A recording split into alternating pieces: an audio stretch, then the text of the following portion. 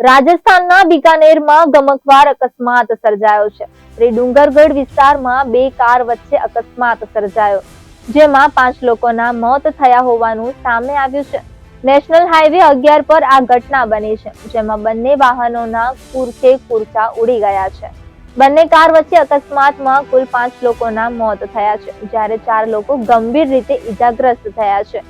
એક કારમાં 4 શ્રદ્ધાળુઓ ખાટુ શ્યામથી દર્શન કરીને પરત આવી રહ્યા હતા। કહેવામાં આવી રહ્યું છે કે જીવ ગુમાવનાર બિકાનેરના રહેનારા હતા। કારને એટલી જોરદાર ટક્કર વાગી કે 2 લોકો તો કારના કાચ તૂટી જતા બહાર રસ્તા પર પડી ગયા હતા। હાલ પોલીસે મૃતદેહને પીએમ માટે ખસેડીને તપાસ શરૂ કરી છે।